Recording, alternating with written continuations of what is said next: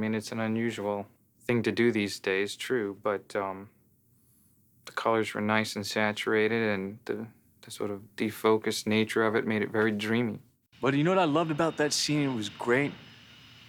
Was that even with the knowledge that what his life was, this kind of simulation, was that he's still fascinated by the technology of what the Matrix is. I think he is an innocent. He has that quality of the innocent, um, which Thomas Anderson needed to have as well. Like looking into a world for the first time and reacting to things in that world, with new eyes. And I thought that Keanu has that element to him as well as the character. Somewhere in the center of the movie was just a lot of what are generally called expository scenes, centered around the time when Neo goes to visit the Oracle with Morpheus. And it was an area where we really looked carefully at pulling stuff up, taking out any unnecessary lines, so that we could keep things moving as quickly as possible without sacrificing the pace and the intent that Larry and Andy wanted to put in the movie. Probably the biggest single thing we did to that end was when Morpheus and Neo actually get to the Oracle's door, and Neo goes to open the door, and there's a really lovely shot with them reflected in the doorknob. He pulls back and stops entering for a second, and what ensued was basically about a 2-minute dialogue scene in the hallway between Morpheus and Neo, which is basically gone now. We just basically took that scene out. It was a wonderful scene. I liked it. But it was just the wrong place in the movie, ultimately.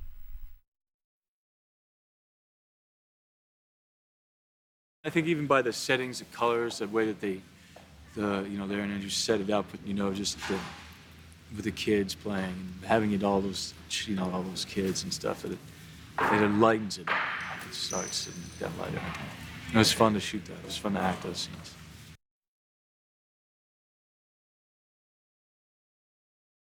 It wasn't really until I saw the movie that I saw how important that the concept of reflections were, as far as the Wachowskis were concerned. Almost every scene has some kind of aspect of a reflective subtext. When Trinity first encounters Agent Smith, she's sitting on a motorcycle and she sees him in the rearview mirror of her motorcycle. Almost every time when Lawrence Fishburne is on the screen in his dark glasses, you see Neo reflected in his glasses. The scene with the spoon moving around, it's always got somebody's face in it.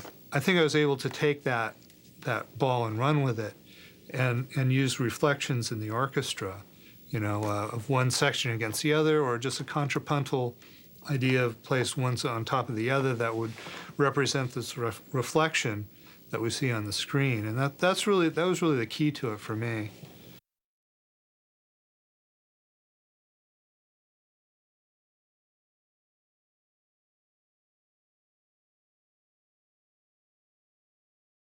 With the Oracle sequence, we decided that he would dress himself up to see the Oracle. And it isn't until later on that he gets the confidence to project himself as a superhero anyway. So we got the feeling that he'd be like, the feeling that he'd been to church on Sunday and he was off to his grandmother's house, or going to meet someone for the first time who was revered, so that he projected himself in that way.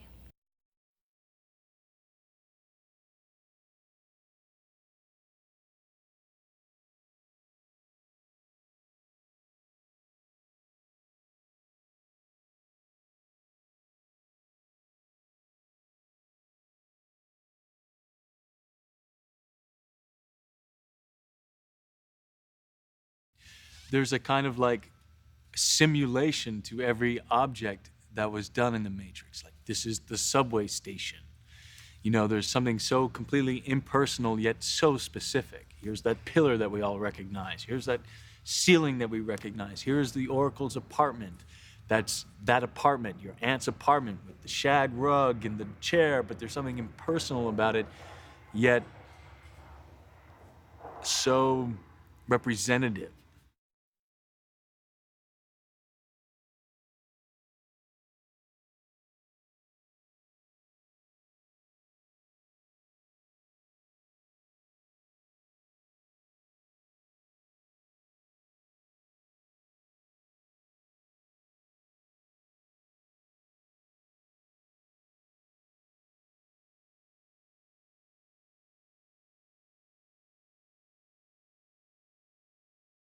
The most important sort of,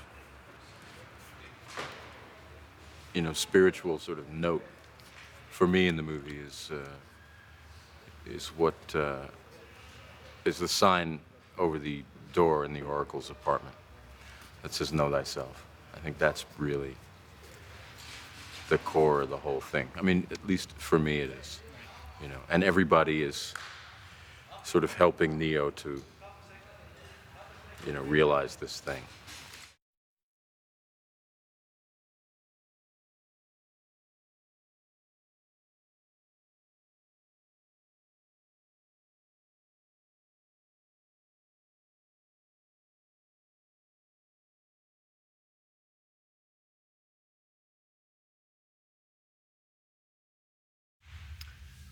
Yeah, I mean, I just became the what truth guy.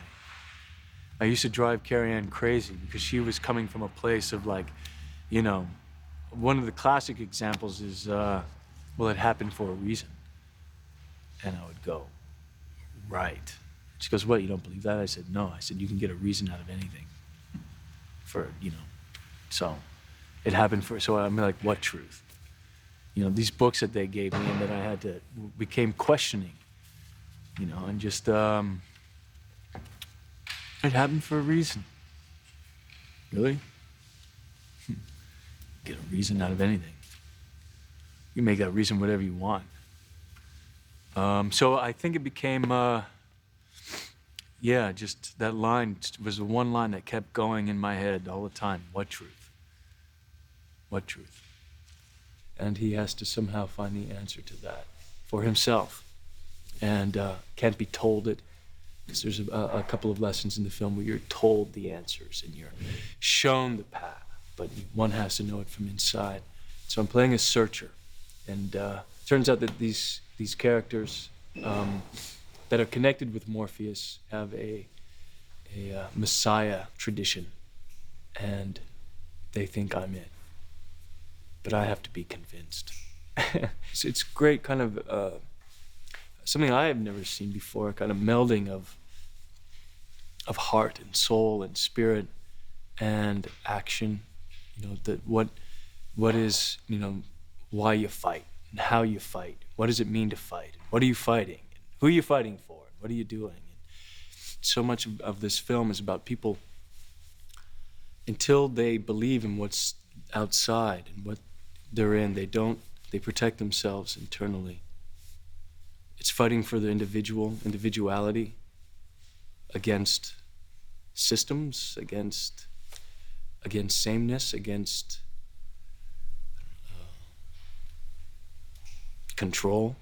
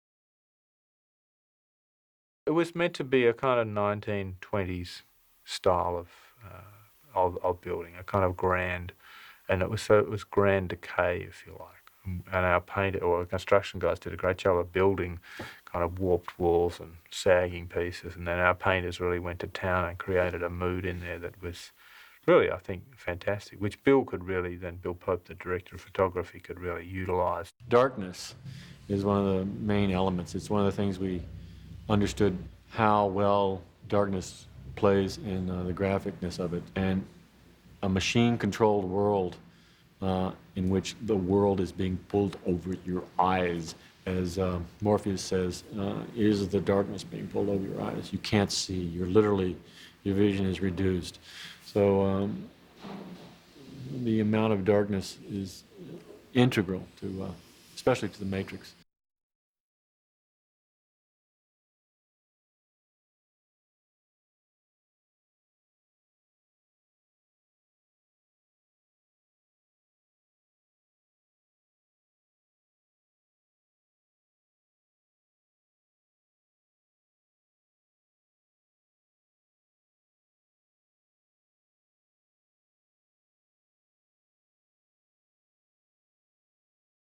The wet wall, where we had to build a set which was about 18 inches wide, I think, 6 foot deep and about 46 feet high. It was a really odd-shaped set.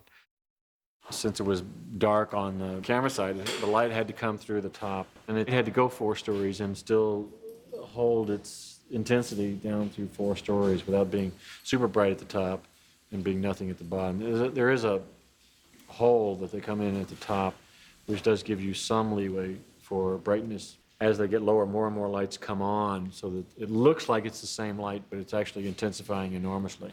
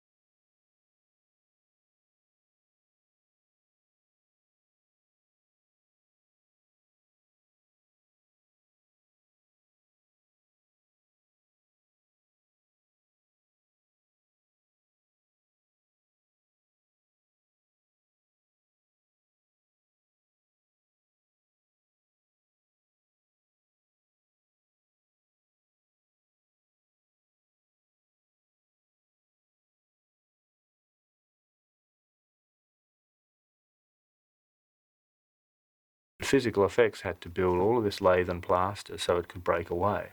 The stunt guys had to come in there and needed to be able to control the actors, or at least their doubles, in a controlled descent mode.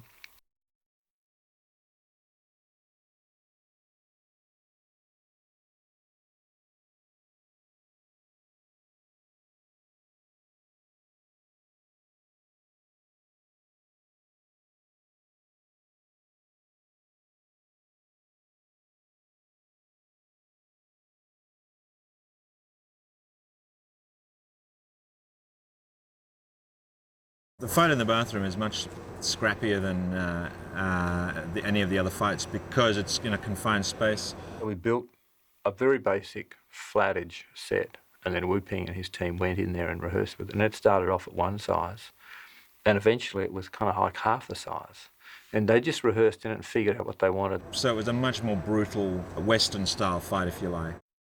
Hugo's punching Lawrence's fist as he's trying to throw a punch. He steps and punches the punch. And it was very split-second timing. And they did it a couple times, and then it was like the third take.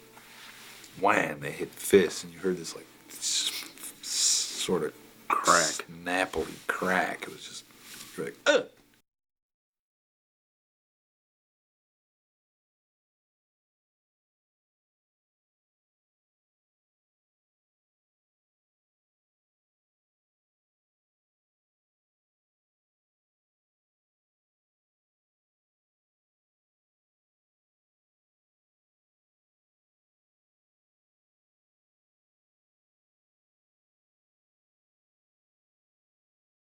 We didn't want to, when we filmed in the centre of Sydney, see really any blue. We wanted to avoid that. So 3 o'clock in the morning, a crew of set dressers would go in there, and they would cover all the blue things with green bits, and we put boxes the construction department had made over telephone booths because ours were different, and we hid trees because we didn't really want to see any trees. Whenever we were in the Matrix, they wanted the world to have a green cast. And when we were outside the Matrix, they wanted the world to have a blue cast. So you always subconsciously were aware that you were either in one world or the other. The world is decaying. I mean, that's what the color green represents. This is a decadent world. The computer decided at the height of culture, our culture, our American-infused world is also the height of decadence. And to take the central core of the city and show that it falls out the further you go from that core is a way of showing that the core is rotten.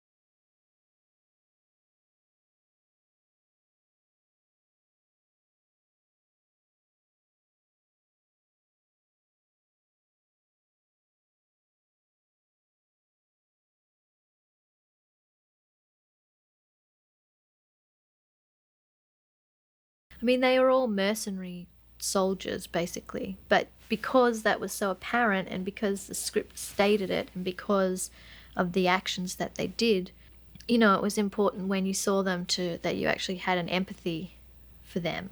And because you didn't see them very often or for that long, I wanted them to feel like they were shielding themselves with their clothes, but they were really, you know, just normal people with the same, you know, being frightened of dying or like everybody else.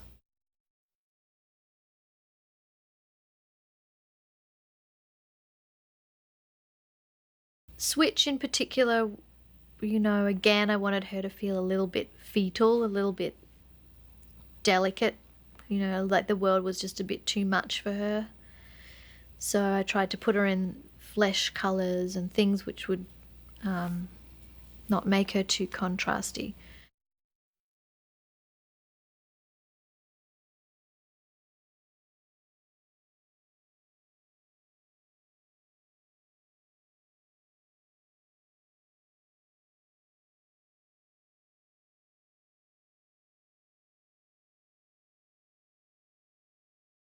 They like the kind of good and bad, the black hat and white hat, the evil and the pure, and they, all of those themes all run together, and they're also inspired by a lot of religious thought too. I mean, they deal with deity, they deal with the evolution of religion and belief. I mean, I know that there's a messianic story in it, and it does, I get, have religious metaphor, and the whole aspect of fate and what you're meant to do, and that has been taken sometimes quite far. And I like the revelations. I like what Neo finds out. There's a lot in the film about choice for Neo, and I like the choices that Neo makes, and the character, and the love that he and Trinity have.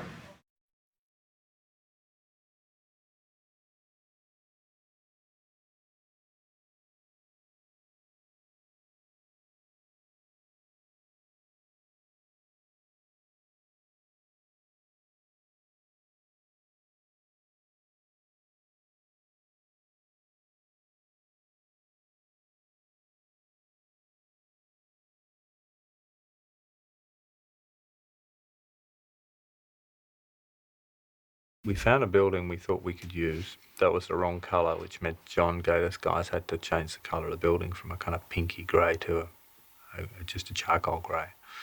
But we liked the kind of exterior of the building, and the way to achieve it, we figured, was to build this rather large set, which was, I think, 3.5, 4 stories high.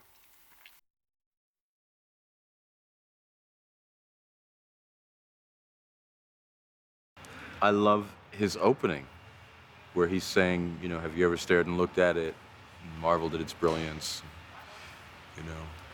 How we had a first Matrix, but crops were destroyed because, too many minds couldn't accept the programming.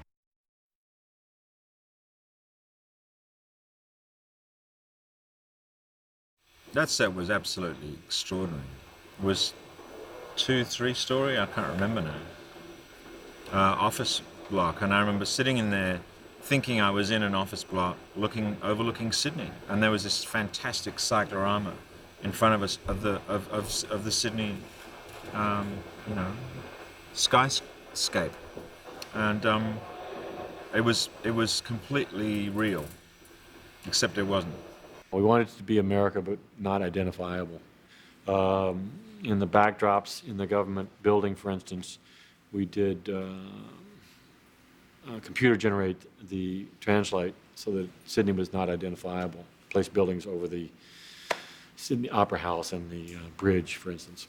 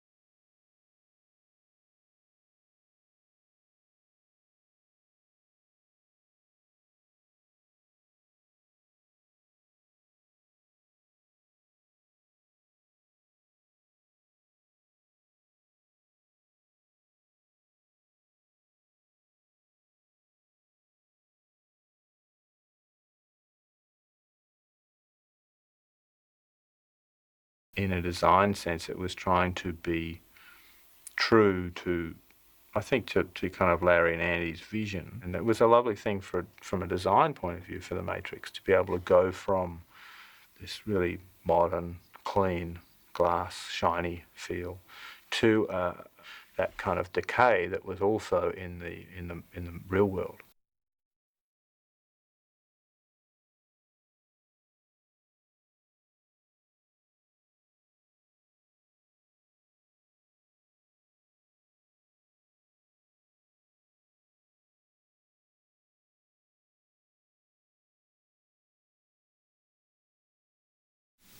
You take this one. What does Neo represent? What's the question again? Peace on earth, goodwill towards men. He's He's the kung fu in the kung fu versus the robots. I need to draw you a map.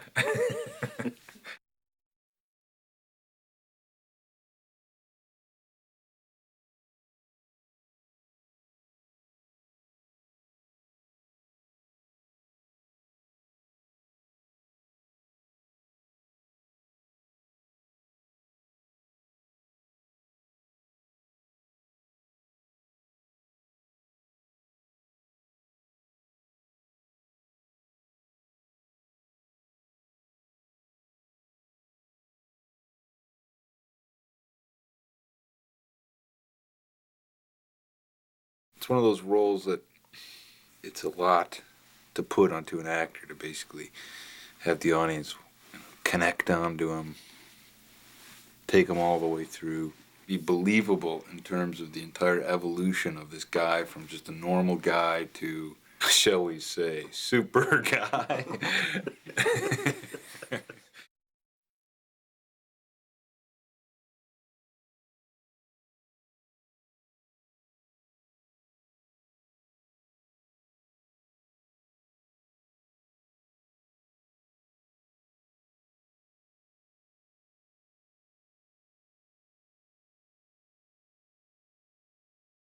I mean, it is sort of a mythic, sort of messiah type journey. It's like the chosen one is like a classic mythic story, and he has to make the sort of believable, that journey be believable. I think he does a fantastic job.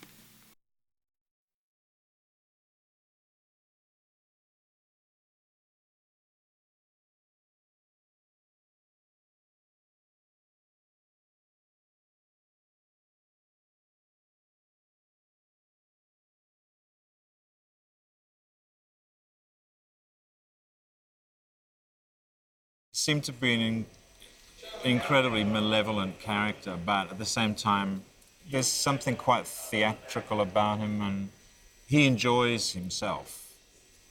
And if villains don't enjoy themselves, then they're kind of boring.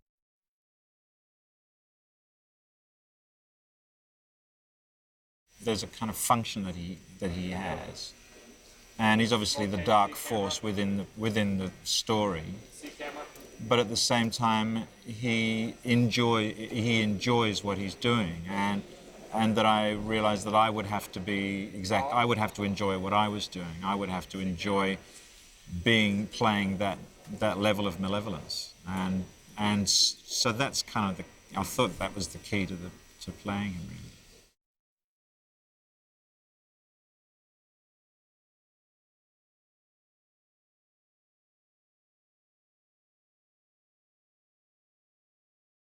That whole speech about the nature of human beings, and that human beings are basically viruses, is really hysterical.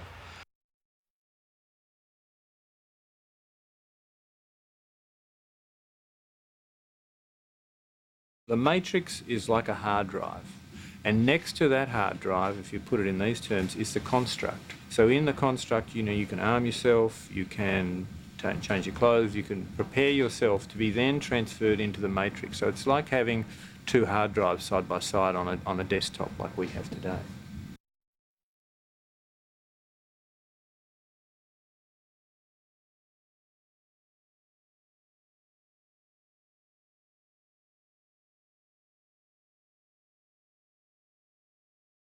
Smith prior to that scene's totally in control, cold, doesn't show much emotion, if any.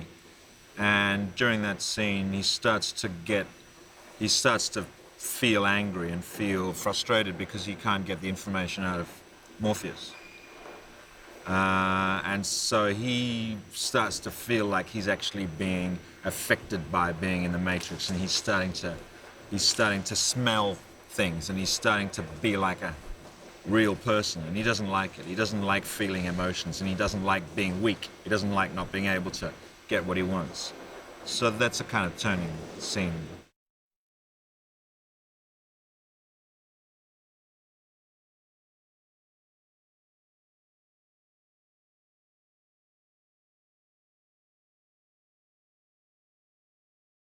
My job was to be there suffering, sweating. And I like to think that Morpheus is aware of everything that's going on in that scene, or at least he's struggling to maintain his awareness. There's another part of me that was, you know, really sort of sad that I didn't have any dialogue so that I could have a conversation with Agent Smith, so I could say that, you know, oh man, I played this scene with Hugo Weaving, it was great. But, you know, I did play this scene with Hugo Weaving, and it was great, so.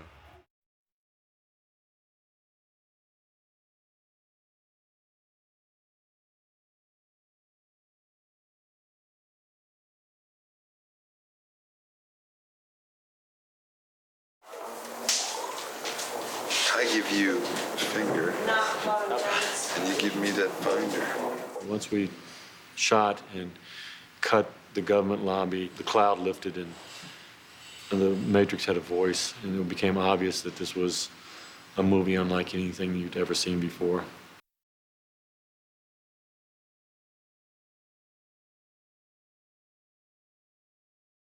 He needed clothes that would be practical within those actions. And he had a lot of guns to carry, and he had to conceal them.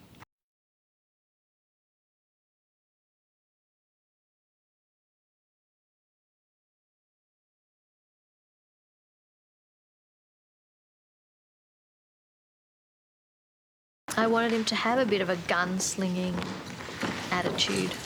Boom!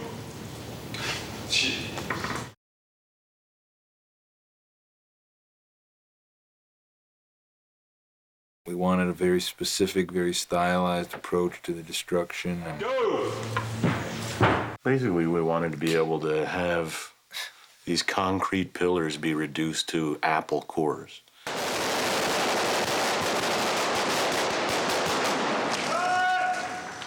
Okay, Trinity time.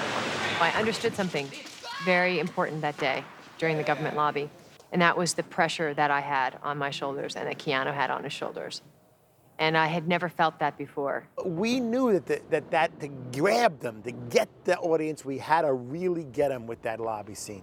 And the boys were always convinced they wanted to see that marble splintering and all the dust from the marble and the bullet holes. They knew that had to be like that. There's this one sequence where they're panning with me as I'm running down with the guns. You know, they're literally setting off 1,000 bullet hits and moving it. 5 cameras, and I love that moment where it's sirens go off, and you know, it's like, here we go, you know, and we got to shoot now, and you got to hit it.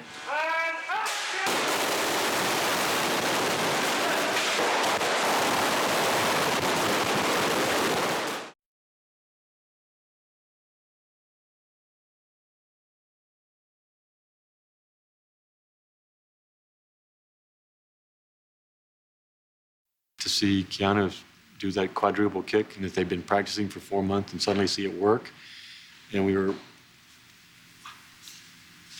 was great, great moment. We would do it.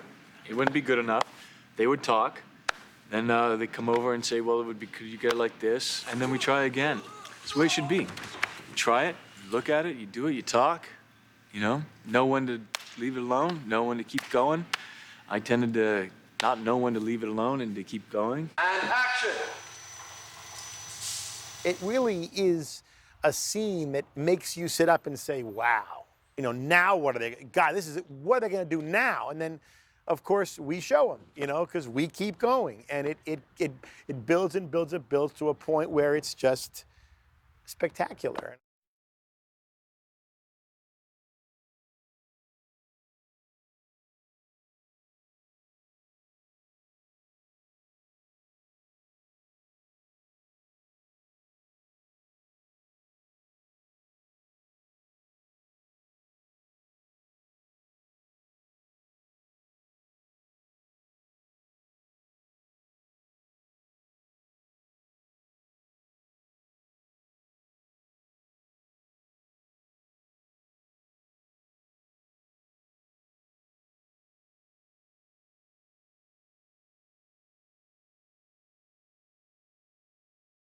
I mean, nobody really understood, you know, the level of the action or the level of detail that we wanted in the action sequences and the conceptuals.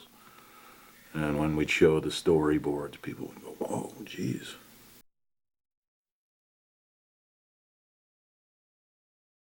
We were speaking before of the sort of impact that comic books can have in terms of their frozen graphic moments.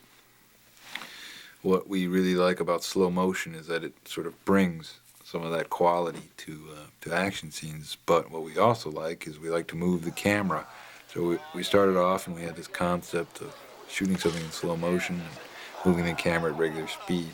The brothers wanted to dolly around in extreme slow motion, but they didn't want the camera to move in slow motion. They didn't want the lateral movement to be in slow motion. They wanted to make a regular dolly move around something, but they wanted the actor to be moving at 300 frames a second or 1,000 frames a second or whatever they chose.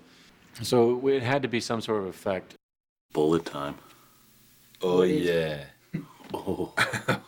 Somewhere along the line, they connected up with John Gaedike.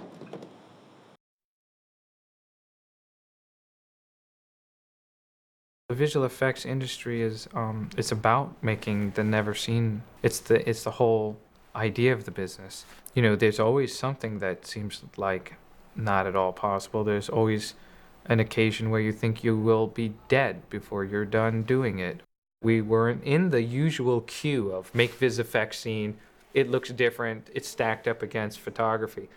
This is not actually the way it started coming out. It started coming out as like this, like much more woven design, and that was unique.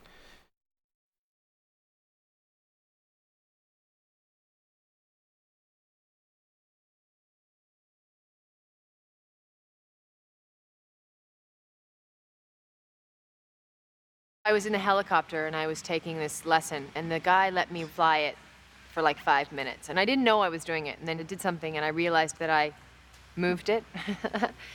And he was like, yep, you've been doing it for 5 minutes. I was like, oh my God, it was such a high. And I got out of the helicopter. I remember walking out of the helicopter, and I walked different.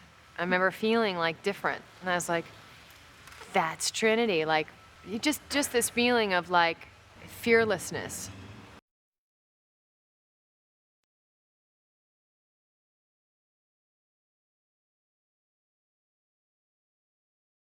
You know, that ridiculous gun and and then to add to all of that, the brothers decide to have rain. I love that shot. While the agents look up. That entire helicopter rig, which was a full-scale helicopter, not a real one, but made lightweight by Owen, and it had to operate on all axes and lift off and take off. The blades were all put in later by the visual effects people. Steve Courtley and his crew built into the floor 350 air-controlled nozzles, which would, when the set was filled with water, simulate the machine gun fire from Neo. And then you had that shootout of the glass. You know, I had a moment's pause there. I kind of went, hey, who's responsible for this? You know?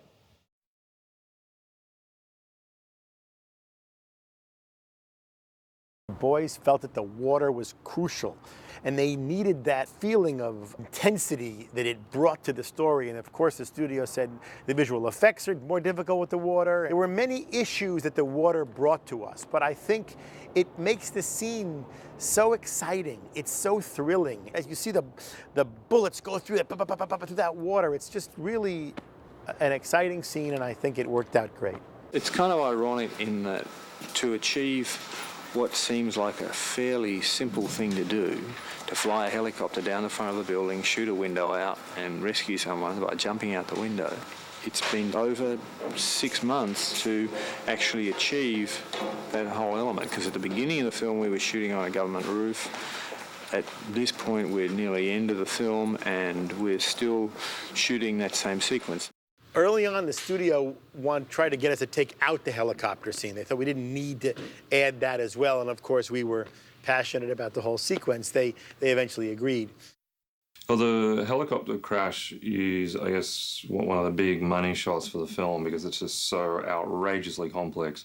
And so just visually intense, that it's really trying to be the definitive action sequence, or at least that's our interpretation of it. So the combination of miniatures with live action, with stunts, with CGI, it's a very big sequence. We were very specific, and we wanted the glass to explode in sort of an ever-expanding circle, and to actually figure out how to make the glass do that, and to figure out basically what glass to use and what explosives to use probably took 3 months of heavy-duty research.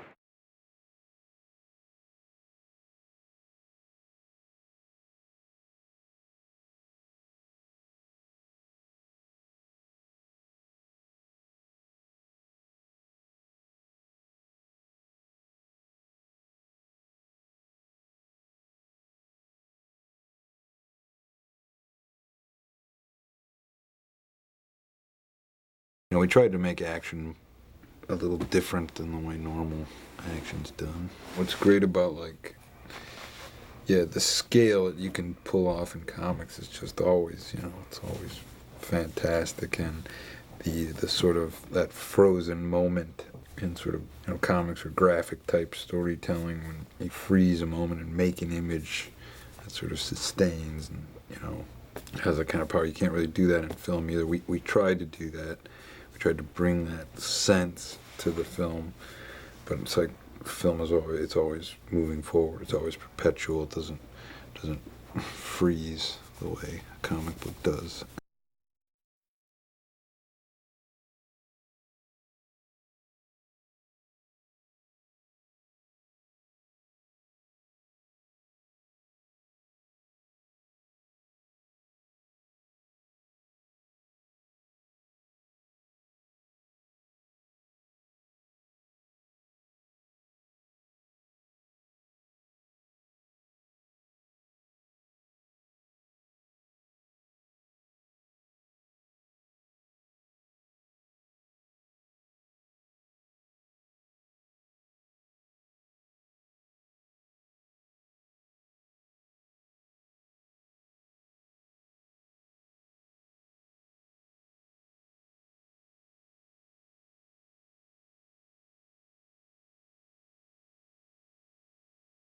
The initial plan was, well, we'll go to a real subway station and we'll film it. And then when you looked at what had to happen in this environment, it became kind of obvious that we couldn't shoot in a real subway.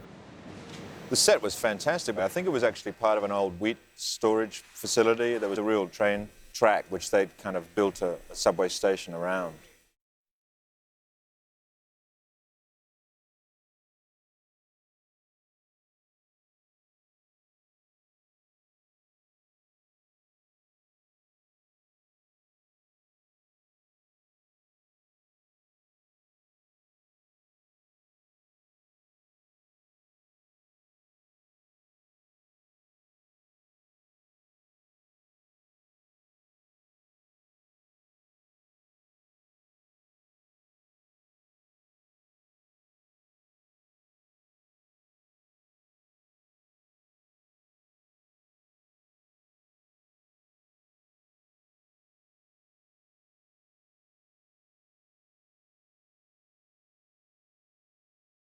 The bullet time thing, which was for the subway sequence, where Keanu and I jump up in the air and then catch each other and twirl around and fall down with guns to our heads. We were doing that with green screen, and that was where we had the banks of stills cameras around us. We had virtual backgrounds, which were ways of literally photographing the real world with still cameras and extracting from the stills both shape and texture, and then making a CG construction out of that. Once we've reconstructed it, now we can move your virtual CG camera around anywhere in that set. It's used to basically put together backgrounds for shots where we could never have conceivably shot it with a camera.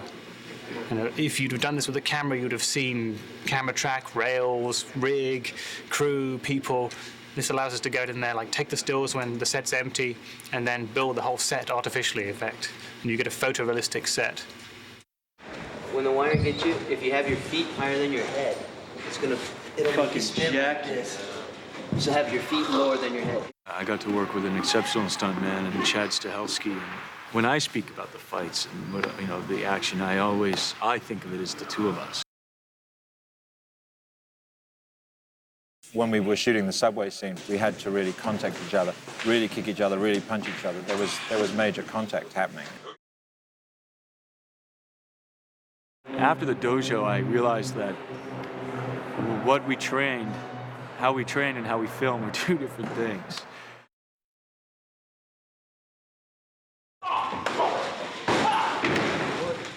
Because you have to have contact, and we had to start hitting each other.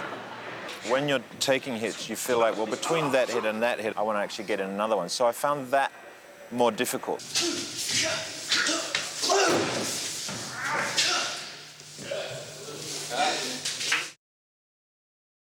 It just was a monstrous scene, massive, difficult scene to do and to assemble, and the fight was spectacular. And I just think it's just, good guy and bad guy together faced in a fight to the death. There's only the shot that there is. There's no coverage. This is the shot that's going to be in the movie. And people are constantly coming up to you and saying, well, we can cover these other angles at the same time. But why? We don't want those other angles. This is the angle we want. We will stay here till we get this angle. Yeah!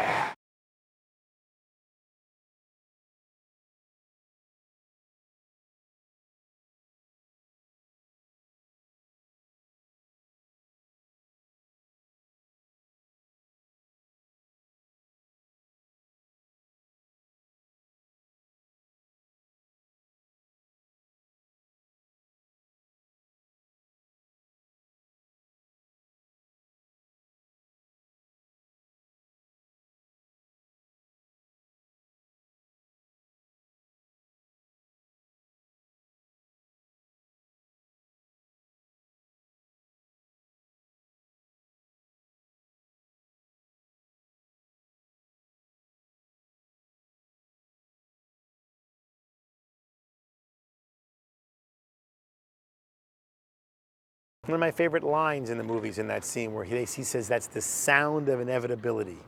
It's one of my favorite lines to picture. And, it's just so great the way Keanu wins and essentially kills him, but he can't because he's a program and just takes on another persona.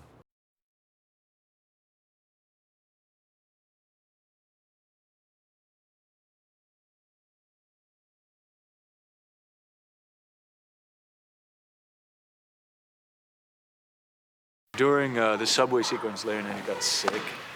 We were in down coats in the summertime.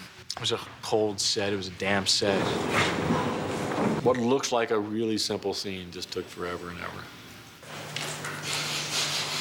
Getting that? Fortunately, right toward the end, it was Larry's birthday, and his parents came, and sort of the fog lifted for a couple of days, and we managed to get out of there.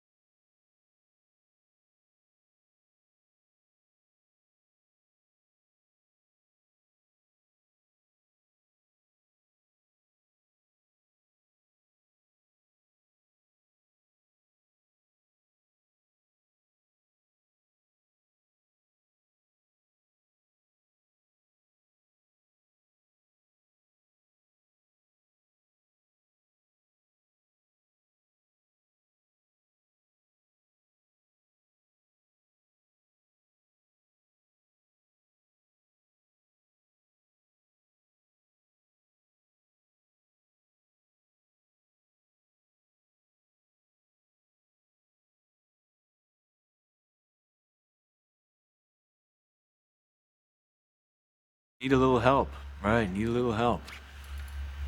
Made them do 22 takes of that. What would be the right gesture? Is he looking or is he just waiting to see if the agents are coming? My hands suck.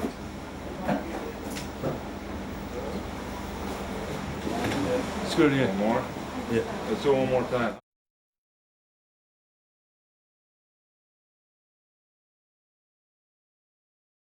So we've taken the set that we had for the Oracle department and rejigged it around so that we can have a final chase where Neo's been chased by the agents, which will match a location we shot in the city. It's a very derelict building, but the boys want quite a long chase, so it enables him to enter from a location, be in the set, and run out at one end, and then he's back into a location we've already filmed.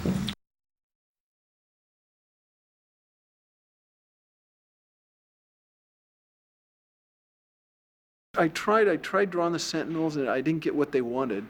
And they called in a couple other guys, and they had them do it, and they couldn't get it.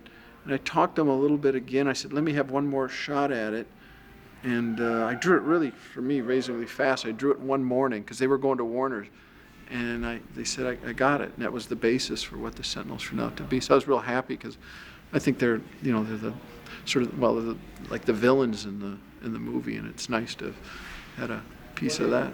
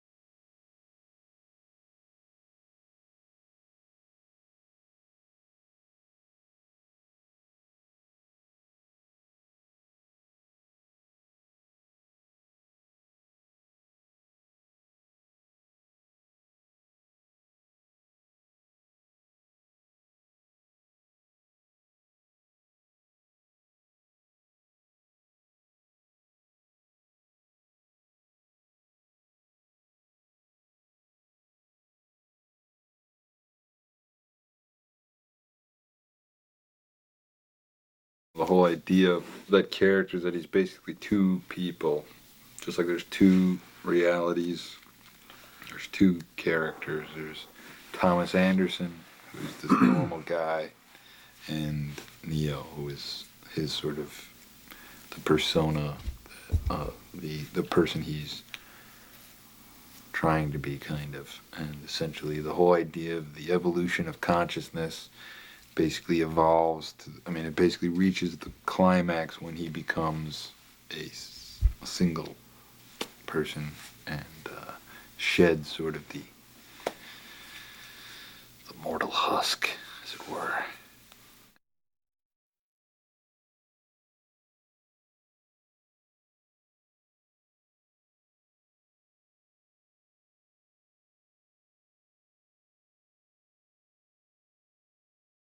Even now, I'm moved by the messages that I feel are in the movie. You know, if you see someone in a positive light and you give them that energy, they can be anything and they can do anything. And I really feel like, you know, my character and Lawrence's character and all those people, they put that energy towards Neo, which allowed him to be great.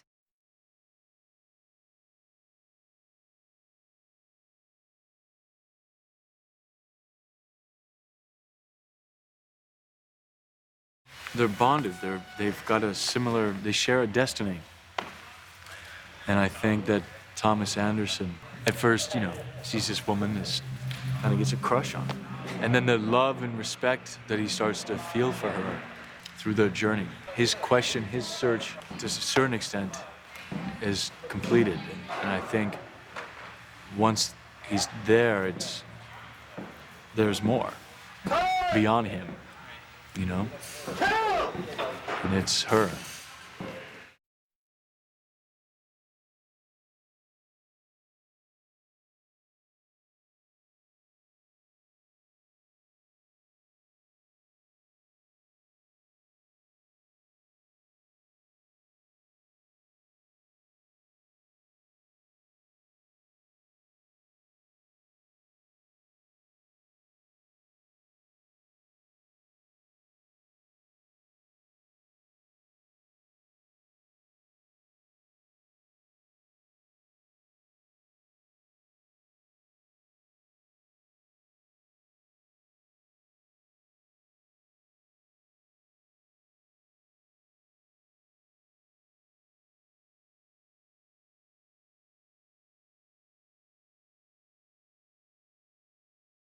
Agent Smith starts to develop some very human qualities. That ultimately brings him down. And at the same time, Neo starts to develop certain qualities that steel him against Smith. So that their journeys are kind of in opposition to each other, and ultimately Smith, the machine, is destroyed by the human being who's become increasingly sure of himself.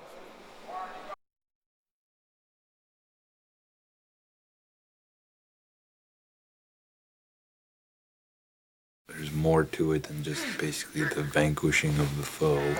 Similar journeys, climaxes, and that sort of merging moment.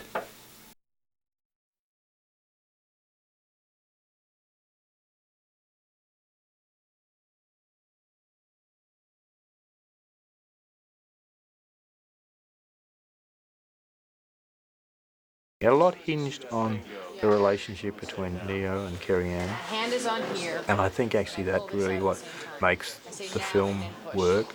If without that, it would be a really great action film, but it takes, because there is this kind of quality of their emotions in there, I think that's a fantastic thing.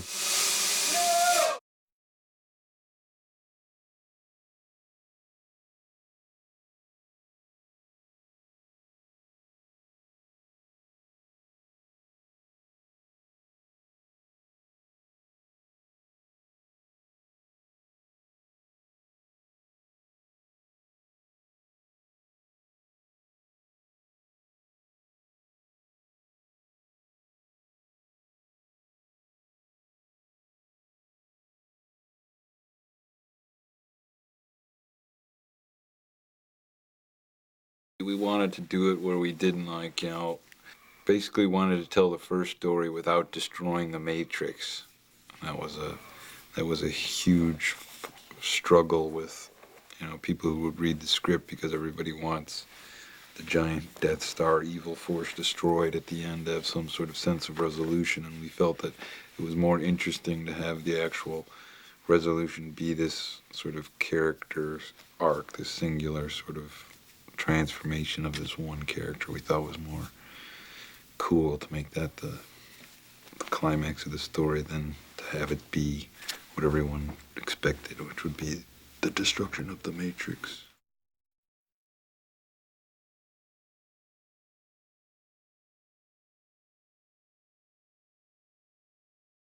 I think they made a really good film,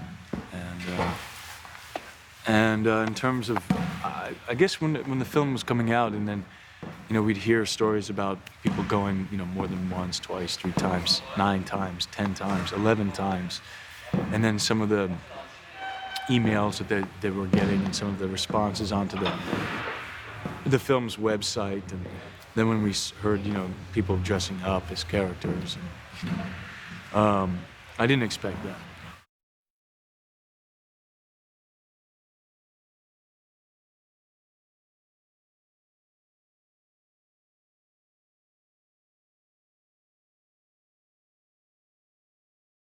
I knew that people were going to love it. And I believe that it's all because of the brothers. So I knew. I trusted them. And I knew that they had something really special. I completely believed and trusted that the movie would look as cool as they said it would, because I knew that they knew what they were talking about. I didn't know, but I knew that they knew. I'm just happy for everyone involved, and it was, and it's great, and people dig it, I was on vacation with my family in Idaho on a river rafting trip where basically I don't see other human beings for 6 days. And a fisherman walked by me that I hadn't spoken to before, just walked by me and said, "I have it on disc and I watch it on the plane all the time. I must have seen it 50 times. That's what he said to me in the middle of nowhere in Idaho. That happens a lot. I don't know what it was, but the whole thing together brought this enormous kind of melting pot of demographics together, and the movie performed for all of them. That only really happens when people really love the movie and love the experience. And I think that Andy and Larry made the experience phenomenal. You know, you don't expect any film to be as successful as The Matrix was, so I guess we hope everyone that you work on will be, because, you know, you kind of die a little bit every time you finish a film. You know, you leave a lot behind.